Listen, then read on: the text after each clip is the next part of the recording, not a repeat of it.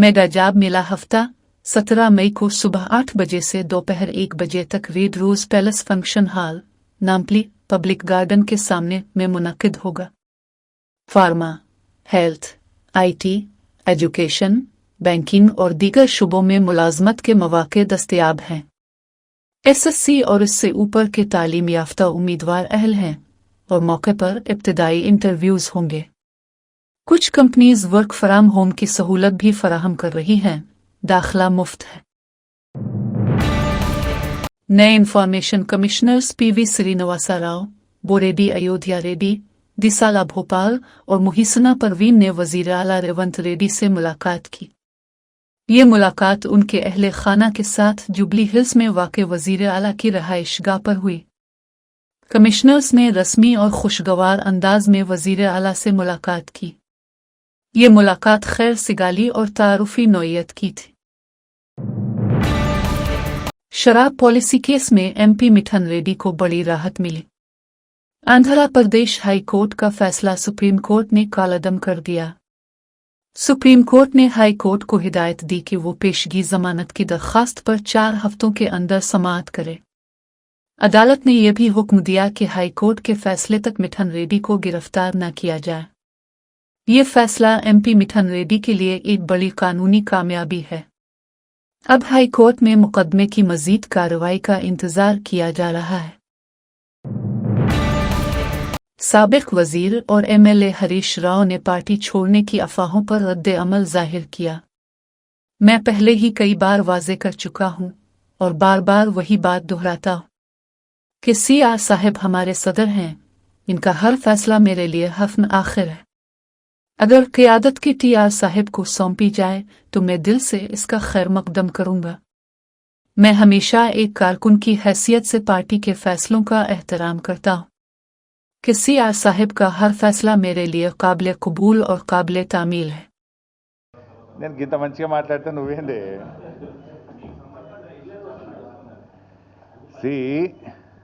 Social మీడియాలో వచ్చిన వార్తల మీద ట్విట్టర్లో నేను అదే రోజు ఖండించిన. 1 2 చివరికి మా నాయకులు దాసోజు శ్రవణ్ గారు ఎర్రోల శ్రీనివాస్ గారికి చెప్పి పోలీస్ స్టేషన్లో కంప్లైంట్ కూడా ఇచ్చి ఆ కంప్లైంట్ను కూడా నా ట్విట్టర్లో పోస్ట్ చేసి ఇటువంటి ఫేక్ ప్రచారం నమ్మొద్దని తక్షణమే DGP గారు వీళ్ళ మీద చర్యలు తీసుకోవాలని చెప్పి కూడా నేను రాష్ట్ర DGP గారిని కోరిన విషయం కూడా మీ అందరికీ తెలిసిందే కదా. ఏం రఘు గారు?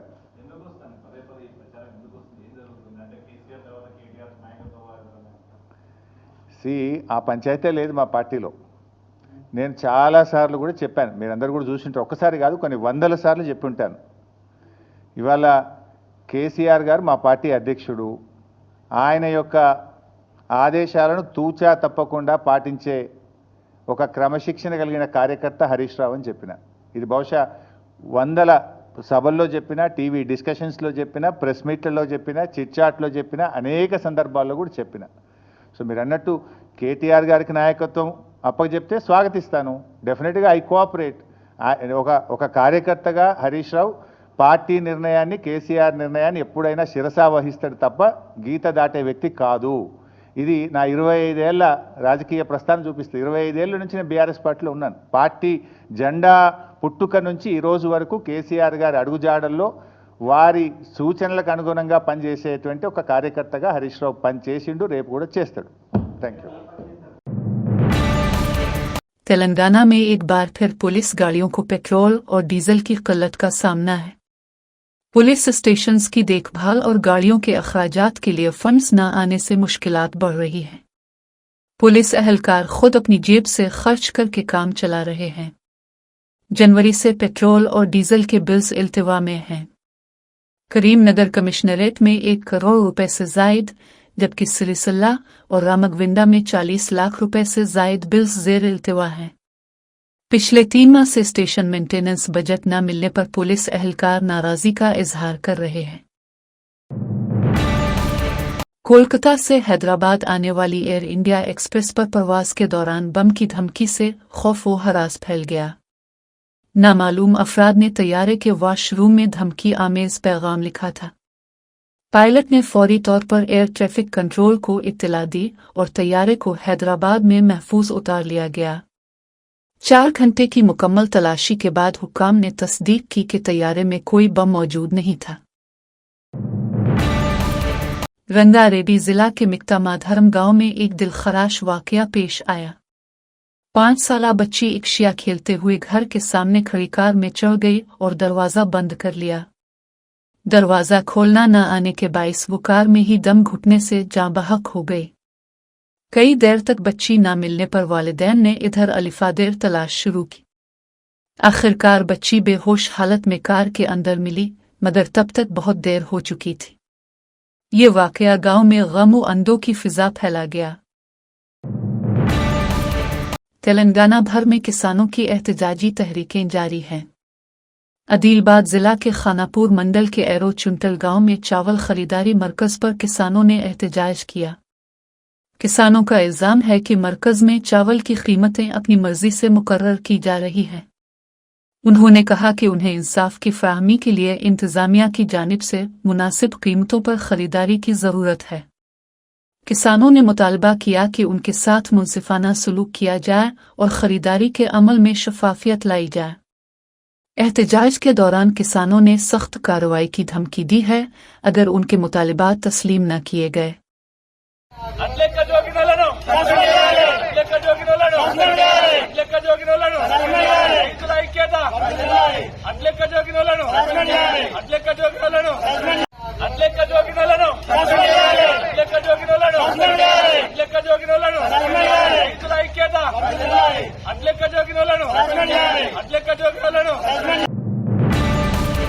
हैदराबाद के कोम्पली में एक 38 साला ताजिर सैयद सिद्दीक के बहीमाना कत्ल के इल्जाम में 5 अफराद को गिरफ्तार किया गया।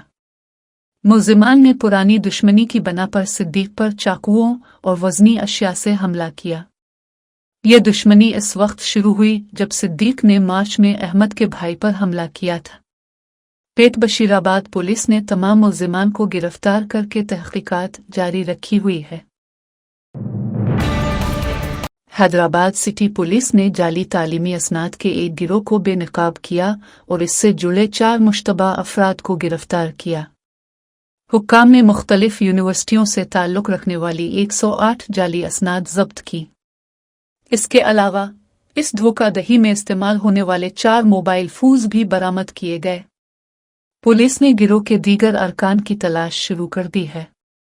ये कार्रवाई एक तवील तहकीक के बाद की गई, जिसमें कई अहम मालूमात हासिल की गई। गिरफ्तार मुल्जिमान के खिलाफ कानूनी कार्रवाई जारी है। विजयवाड़ा माचलीपुट्टनम हाईवे पर कोल्ड ड्रिंक से भरी वैन अलिफाल्ट गई। हादसे के बाद सड़क पर गिरने वाले कोल्ड ड्रिंक के क्रेट मकामी अफराद और राहगीर ले गए। हादसे में वैन में सवार 3 अफराद जख्मी हुए।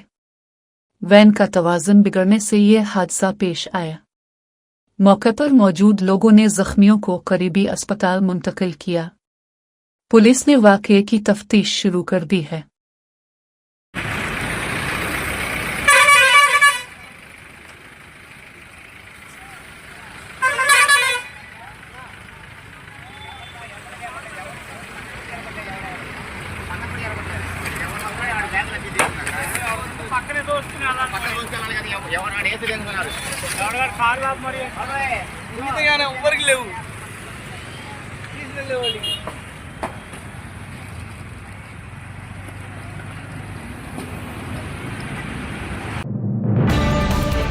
श्रीकाकुलम में टीडीपी एमएलए बंदला अशोक ने एक रोजगार गारंटी फील्ड असिस्टेंट पर नारवा ज़बान इस्तेमाल की। एमएलए ने फील्ड असिस्टेंट रवि कुमार के बारे में कहा, से इतना मोटा क्यों है, मेरे पास क्यों नहीं आया। गुज़िश्ता कुछ दिनों से अच्छापुरम मंडल के कोठारी गांव के रवि कुमार के खिलाफ इंतकामी कार्रवाइयां की जा रही हैं। जब गांव वालों को मालूम हुआ कि रवि कुमार को हटाया जा रहा है तो वो एमएलए से फरियाद करने पहुंचे। उन्होंने कहा कि रवि कुमार ने कोई गलती नहीं की, बराकरम उसे ना हटाएं। लेकिन एमएलए ने सख्त लहजे में जवाब दिया, मुझे क्या करना है वो मैं जानता हूं, आपको सिखाने की जरूरत नहीं। చేసినోడు ఆడు ఆడి గురించి మీరెందుకు రోడ్ లెక్కలా ఆడు బాగానే ఉంటాడు ఏమా మీరు చూడండి ఫస్ట్ థింగ్ ఈజ్ మీరు అనవసరంగా వ్యక్తులను కాపాడడానికి మీరు ప్రయత్నం చేయడం తప్పు వ్యక్తులు మీరు కాపాడాల్సిన పని ఏమీ లేదు. ఈడు కాకపోతే ఇంకొక ఫీల్డ్ అసిస్టెంట్ వస్తాడు, ఆడు ఈడికన్నా బాగా చేయొచ్చు. ఆడి గురించి మీరెందుకు రోడ్లు ఎక్కాలా? అమ్మా చూడండి, ఈ బదిలీలు, ఈ ఫీల్డ్ అసిస్టెంట్ల సంగతి నాకు తెలిసినంత బాగా మీకు తెలియదమ్మా. ఈ ఫీల్డ్ అసిస్టెంట్లు ఎవరు, బెందాల అశోక్ ప్రచారంకి వచ్చినప్పుడు ఎవడు పనులు పెట్టారు, వేరే పార్టీ వాళ్ళు వస్తే ఎవరు పనులు మానించి మరి మీకు మాస్టర్లు వేశారు, ఇవన్నీ నాకు తెలుసమ్మా. నేను 12 సంవత్సరాలుగా ఎమ్మెల్యేగా ఉన్నాను. ఒక ఫీల్డ్ అసిస్టెంట్ సంగతి నాకు చెప్తావా? నాకు తెలియదా ఏం జరుగుతుందో ఫీల్డ్లోన? మీరెందుకు రోడ్డు ఎక్కాలా? మీకేట అవసరం? మీరు ఇంకో కంప్లైంట్ చెప్పారు, ఎస్, అది కొంచెం సీరియస్ గా తీసుకోవాల్సిన అంశం. అది నేను తీసుకుంటాను అంటున్నాను కదా, అది నేను వేయిస్తానమ్మా. మీకే దాని గురించి ఏముంది? మీరు వాటి గురించి పట్టించుకోకండి. అలాంటివి ఏమైనా ఉంటుంది. ఇప్పుడు ఎవడో ఒక వ్యక్తి తప్పు చేశాడని చెప్పి మీరెందుకు సఫరర్స్ అవ్వాలా? మిమ్మల్ని ఇబ్బంది పెట్టే ఏ పని జరగదు, అంతవరకు నేను గ్యారంటీ.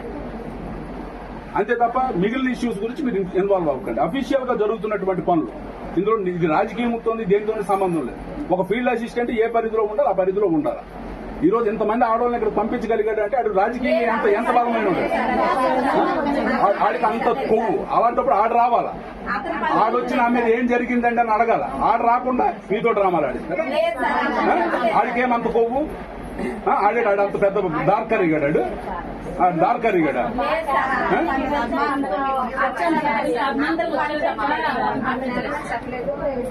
సరే, అదేనమ్మా, బాగా చేస్తే 28 కంప్లైంట్లమ్మా. బాగా చేస్తుంటే 28 కంప్లైంట్లు ఎందుకు వచ్చాయి? 28, 1 కాదు 2 కాదు, మీరు చెప్పిన 1-2 పోనీ కన్సిడర్ చేద్దామంటే 28 కంప్లైంట్లు అధికారికంగా రిజిస్టర్డ్. మీ రిజిస్టర్లు చూసి డైరెక్ట్ గా రాసి ఎంక్వైరీ చేసి ఇచ్చినటువంటి రిపోర్ట్. అదేనమ్మా, అన్ని బదిలీ అంటే ఎవరు పెడతారు? వాళ్ళు చేసిస్తే రేపు తెల్లవారు ఏంటవుతుందమ్మా? గవర్నమెంట్ నడుస్తాయి ఎలాగైతే. మీ కాడంటే ఇష్టం కావచ్చు, బట్ రాష్ట్ర ప్రభుత్వానికి కూడా కొన్ని నిబంధనలు నియమాలు ఉంటాయి కదా. ఈ సబ్జెక్ట్ వదిలేయండి, నేను వాళ్ళని పిలిపించి నేను మాట్లాడి మీకు చెప్తాను.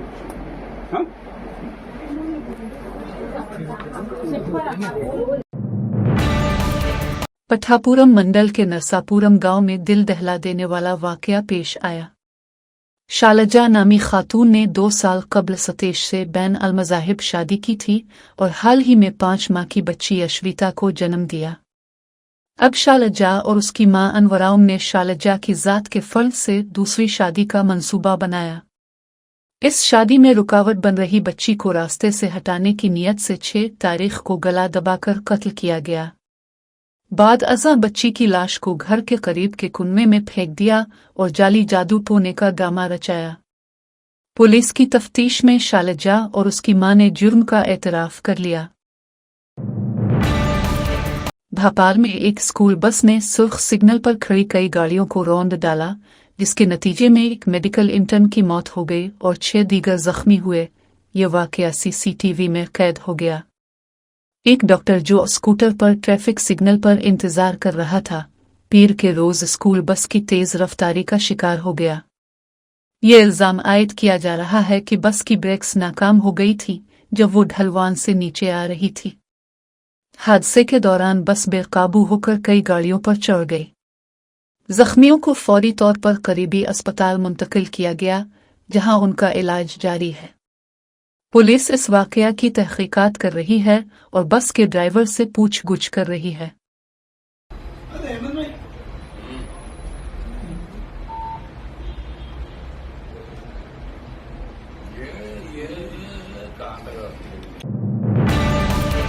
जम्मू कश्मीर में एक इनकाउंटर हुआ है। शोपियां जिला में दहशतगर्दों और सिक्योरिटी फोर्सेस के दरमियान शदीद फायरिंग का तबादला हुआ। इस झड़प में लश्कर तैयबा का एक दहशतगर्द मारा गया। दूसरे 2 दहशतगर्दों को सिक्योरिटी एहलकारों ने घेर लिया है। ये ऑपरेशन सिक्योरिटी फोर्सेस की जानिब से कामयाबी के साथ जारी है। हुक्काम ने इलाके में मजीद कार्रवाइयां शुरू कर दी हैं ताकि दीगर दहशतगर्दों को पकड़ा जा सके।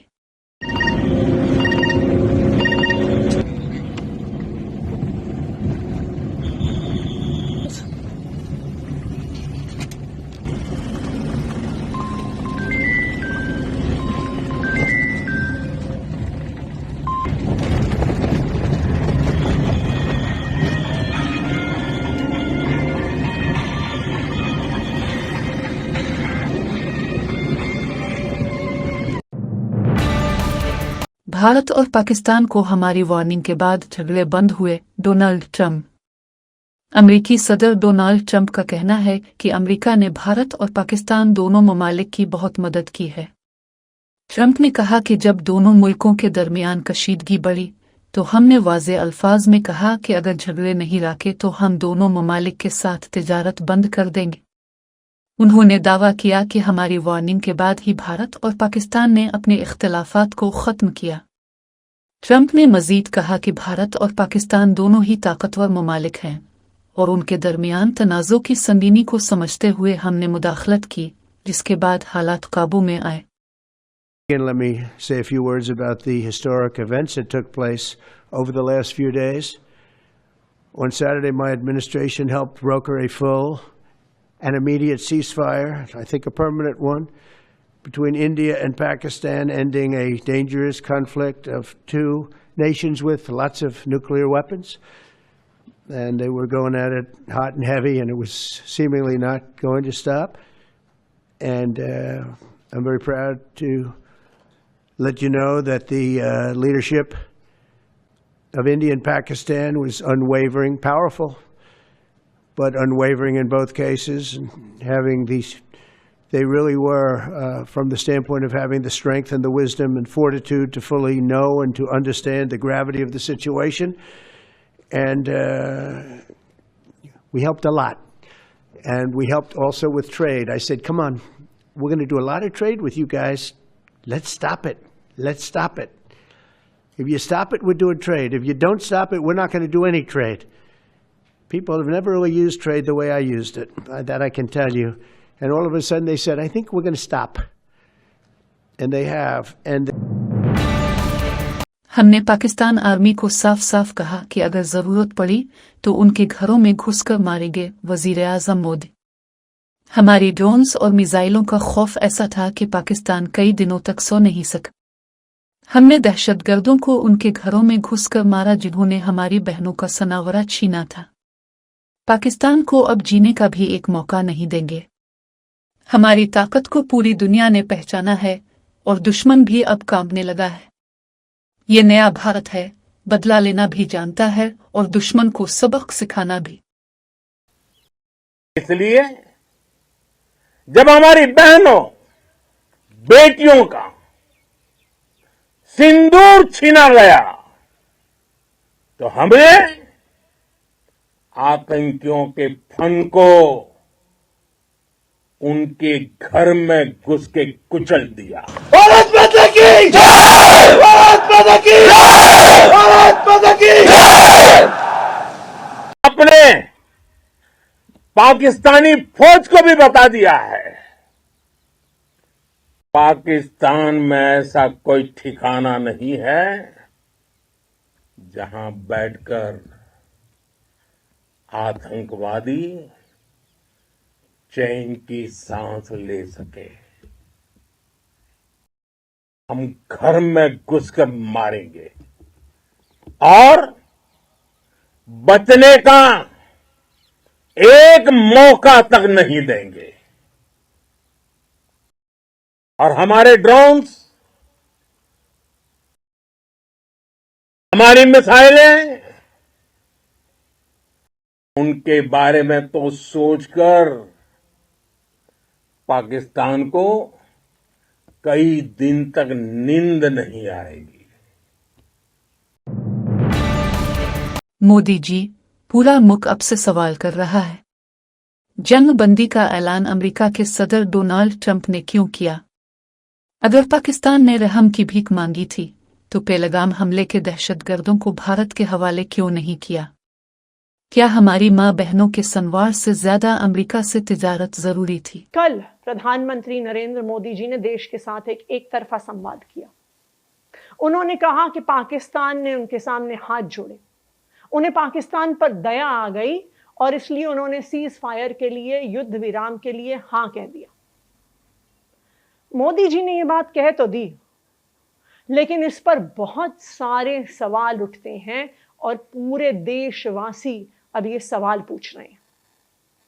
पहला सवाल, अगर पाकिस्तान ने हाथ जोड़े और अगर भारत ने पाकिस्तान पर दया खाकर सीज फायर किया, तो इस सीज फायर की, इस युद्ध विराम की घोषणा भारत ने क्यों नहीं की?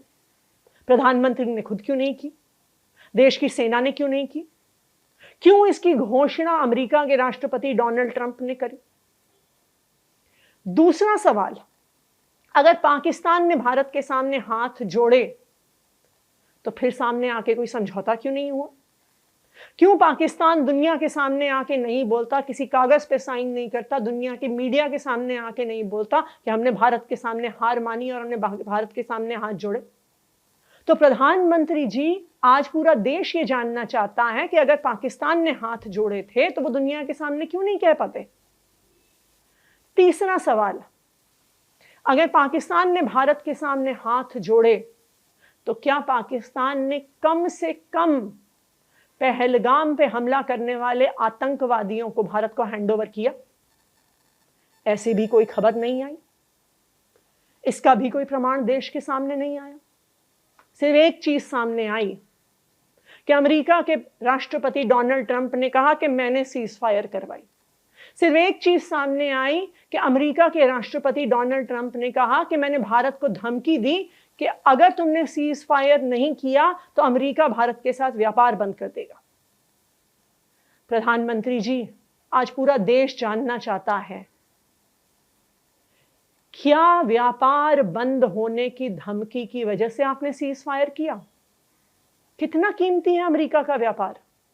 क्या हमारी बेटियों के, हमारी बहनों के सिंदूर से ज्यादा कीमती है क्या अमेरिका का व्यापार?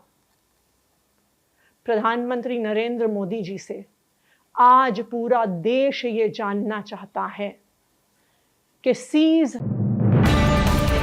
अमेरिका के स्टेट सेक्रेटरी का कहना है कि वो पिछले 48 घंटों से नरेंद्र मोदी और शहबाज शरीफ के दरमियान समझौते की कोशिश कर रहे थे। जब भारतीय फौज पाकिस्तान को जवाब दे रही थी, तब मोदी जी अमेरिका से मुज़ाकरात में मसरूफ थे। डोनाल्ड ट्रंप ने कहा कि वो कश्मीर पर सालसी करना चाहते हैं, हालांकि भारत के तमाम साबिक वज़राए आज़म ने ऐसी सालसी को मुस्तरद किया था। फिर आज हमने अमेरिका को कश्मीर मामले में सालिस क्यों बना दिया? उसके सेक्रेटरी ऑफ स्टेट का क्या बयान है? मार्को रूबियो ये कह रहे हैं, ये 10 मई का ट्वीट है, Indian and Pakistani officials Vance and I have engaged with senior Indian and Pakistani officials, including Prime Ministers Narendra Modi and Shehbaz Sharif, External Affairs Minister Subramaniam Jaishankar, Chief of Army Staff Asim Munir, and National Security Advisor Ajit Doval and Asim Malik.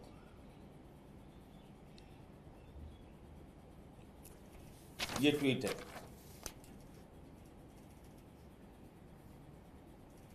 ये America का secretary of state ये कह रहा है मोदी जी की 48 घंटे से बातचीत चल रही थी आप लोगों की। जेडी वैंस और रूबियो के साथ आप बातचीत कर रहे थे 48 घंटे से। आपसे भी बात हुई, शहबाज शरीफ से भी बात हुई। इस ट्वीट में तो साफ साफ लिखा हुआ है, देश को बताइए क्या आपने, जब हमारी सेना पाकिस्तानियों को मुंहतोड़ जवाब दे रही थी, आप अमेरिका के साथ समझौते और बातचीत करने में जुटे हुए थे? इसका जवाब दीजिए प्रधानमंत्री जी। ये बहुत ही खतरनाक बात ट्रंप ने कही है, जिसका जवाब प्रधानमंत्री जी को देना ही चाहिए। ये क्या कह रहा है? With both of these great nations, additionally I will work with you both to see if after 1,000 years a solution can be arrived at concerning Kashmir. Kashmir के मुद्दे पे ये समाधान निकालने की और बातचीत करने की बात कर रहा है। कश्मीर कहां से आ गया? कश्मीर के भारत में जितने भी प्रधानमंत्री हुए कश्मीर के मामले में, लाल बहादुर शास्त्री जी ने 65 और 66 में, इंदिरा गांधी जी ने 72 में, फिर 75 में, फिर 83 में, मोरारजी देसाई जी ने 78 में, राजीव गांधी जी ने 87 में, 89 में, 90 में बीपी सिंह जी ने, 91 में चंद्रशेखर जी ने, 94 में पीवी नरसिम्हा राव जी ने, 96 में एसडी देवगौड़ा जी ने, 97 में आईके गुजराल, 99 में अटल बिहारी वाजपेयी जी ने, 2001 में अटल बिहारी वाजपेयी जी ने, 2003 में अटल बिहारी वाजपेयी जी ने, 2009 में मनमोहन सिंह जी ने, 2010 में मनमोहन सिंह जी ने। इतनी बार अमेरिका, ये ऑन रिकॉर्ड बोल रहा हूं। वजीर आजम नरेंद्र मोदी ने कल कौम से खिताब किया, लेकिन वो कौम को मायूस कर गए। अचानक किए गए सस्फायर को मुल्क समझ नहीं पा रहा, क्योंकि ये मुकम्मल तौर पर खुफिया था। हमारी फौज ने बेहतरीन काम किया, हम उन्हें सलाम पेश करते हैं। फौज ने दहशतगर्दों के ठिकानों को निशाना बनाया, जिसकी पूरी दुनिया में तारीफ की गई। पहलगाम में जो वाकया हुआ, उसने मुल्क के हर खानदान को गमगीन कर दिया। इन हालात में फौज ने हमला किया, जिसमें 100 दहशतगर्द मारे गए। अमेरिका ने पहले भी हिंदुस्तान पर दबाव डाला था, लेकिन हम कभी नहीं झुके और पाकिस्तान के 2 टुकड़े कर दिए। लेकिन अब जैसे डोनाल्ड ट्रंप दरमियान में आ रहे हैं, वजीर आजम मोदी और हुकूमत को इस पर जवाब देना चाहिए। आखिरकार हुकूमत ट्रंप के बयानात पर वजाहत क्यों नहीं दे रही? साबिक वजीर आला अशोक गहलोत। बहुत निराश किया। बातें बहुत अच्छी कही उन्होंने, कुछ वादे भी किए हैं फ्यूचर के लिए कि फ्यूचर में क्या पॉलिसी रहेगी देश की, आतंकवाद को लेके भी, एटॉमिक एनर्जी को या एटॉमिक बम को लेके भी, सब बातें उन्होंने कही, अच्छी बात है। पर जो पूरा देश इंतज़ार कर रहा था कि जो अचानक सीज फायर हुआ, उसको देश पूरा समझ नहीं पा रहा है, कोई नहीं समझ पा रहे हैं। ऐसा कभी होता नहीं है कि वो भी गुप्त तरीके से सीक्रेट रख के कैसे हो सकता है। पब्लिक डोमेन में बात आती है कि हम चर्चा कर रहे हैं युद्ध कैसे रुके। हम भी नहीं चाहते युद्ध करना, क्योंकि सबसे अच्छा काम सेना ने ये किया, जिनको हम सब सलाम करते हैं। उन्होंने जो है पहले दिन ही जो अटैक किया, उसमें ना सिविलियन कोई जगह पर और ना कोई पाकिस्तान के सैनिक अड्डों पे भी नहीं किया, जबकि दुश्मन देश है वो अटैक कर सकते थे। सिर्फ और सिर्फ 9 जगह चुन करके उन्होंने अटैक किया जो आतंकवाद के अड्डे थे। तो पूरी दुनिया में इसकी तारीफ हुई और जो कुछ सेना कर रही थी सब अप्रिशिएट कर रहे थे। पहलगाम में जो घटना हुई, तो जो लोग 26 परिवारों के अलावा भी देश के हर परिवार के अंदर दुख का आभास हो रहा था और वो सोच नहीं पा रहे कि इसका क्या शब्द क्या काम लें संवेदना के लिए भी। ऐसे माहौल में देश चल रहा था, अटैक किया गया, बताया गया 100 लोग आतंकवादी मारे गए, सब कुछ ठीक चल रहा था, सब कुछ ठीक चल रहा था। और हमारा तो इतिहास रहा है, आज़ादी के बाद से ही हिंदुस्तान की फौजों ने कमाल ही किया है। गोवा से बात शुरू करें अपन, गोवा में तो 61 में शायद उसको हमने छुड़ा लिया पुर्तगालियों से, उस वक्त भी युद्ध हुआ था। बचपन मुझे याद है, जब मैं खुद स्कूल में पढ़ता था तब की बात है। 74 में सिक्किम को छुड़ा लिया। अमेरिका का दबाव हिंदुस्तान पे हर वक्त रहा है।